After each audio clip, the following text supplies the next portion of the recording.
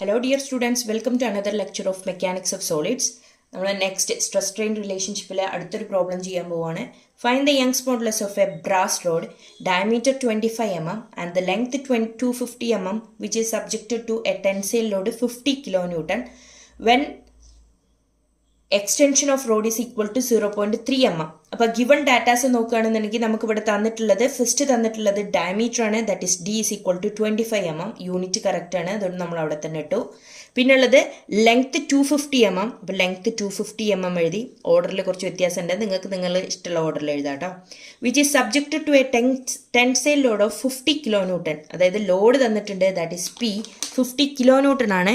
kN നമുക്ക് പറ്റില്ല, നമുക്ക് ന്യൂട്ടണിൽ എഴുതണം. ദെർഫോർ 50 × 10⁻³ ന്യൂട്ടൺ, അതായത് 1 kN is equal to 10⁻³ newton ആണ്. അങ്ങനെയാണെങ്കിൽ 50 kN എന്ന് പറയുന്നത് 50 × 10⁻³ ന്യൂട്ടൺ ആണ്. When the extension of the rod is equal to 0.33 mm. എക്സ്റ്റൻഷനും തന്നിട്ടുണ്ട്, that is change in length which is 0.3 mm ആണ്.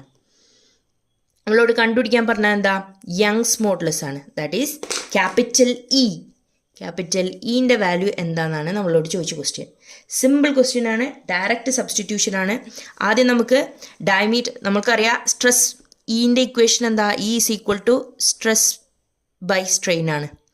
സ്ട്രെസ് നമുക്ക് കാൽക്കുലേറ്റ് ചെയ്യാൻ എങ്ങനെ, stress is equal to P/A എന്ന് വെച്ചാൽ നമുക്ക് കാൽക്കുലേറ്റ് ചെയ്യാൻ പറ്റും.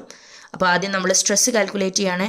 അപ്പോൾ സ്ട്രെസ് കാൽക്കുലേറ്റ് ചെയ്യുമ്പോൾ പി നമുക്കറിയാം, ഏരിയ നമുക്ക് തന്നിട്ടില്ല, പക്ഷേ ഏരിയ കണ്ടുപിടിക്കാനുള്ള ഡി നമുക്ക് തന്നിട്ടുണ്ട്. So we write area is equal to π/4 d², that is π/4 into diameter എന്ന് പറയുന്നത് 25 ആണ്, 25² വിച്ച് ഈസ് ഈക്വൽ ടു 490.87 എന്ന് കിട്ടും.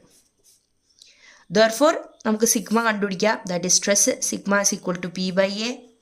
പി എന്ന് പറയുന്നത് load 50 × 10⁻³ divided by area 490.87 which is equal to 101.86 Nm². എപ്പോഴും യൂണിറ്റ് എഴുതാൻ മറക്കരുത്, യൂണിറ്റിന് വളരെയധികം ഇമ്പോർട്ടൻസ് ഉണ്ട്. കാൽക്കുലേറ്റ് ചെയ്യുമ്പോൾ റിട്ടൺ ആയിട്ട് കാണണം, അല്ലെങ്കിൽ നിങ്ങൾ മാർക്ക് പോകും.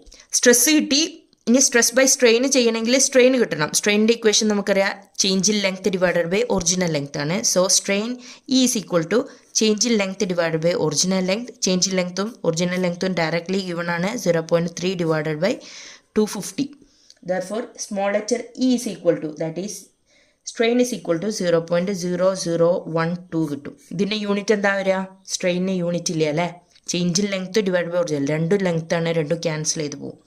ഇനി നമുക്ക് നമ്മളുടെ യങ്സ് മോഡുലസ് കണ്ടുപിടിക്കുക, that is capital E is equal to sigma divided by strain. സിഗ്മൻ്റെ വാല്യൂ 101.86 ആണ്, സ്ട്രെയിനിൻ്റെ വാല്യൂ 0.0012 ആണ്.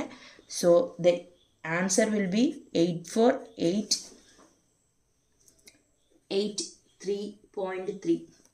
അത്രേ Nm². എങ്ങനെ Nm²? വരിക, സ്ട്രെസ്സിൻ്റെ യൂണിറ്റ് Nm² ആണ്, ഇക്ക് യൂണിറ്റ് ഇല്ല. സോ ദ ക്യാപിറ്റൽ ഇൻ്റെ യൂണിറ്റും എന്താ വരിക, Nm². ആണ്. Okay, hope you all understand. Thank U.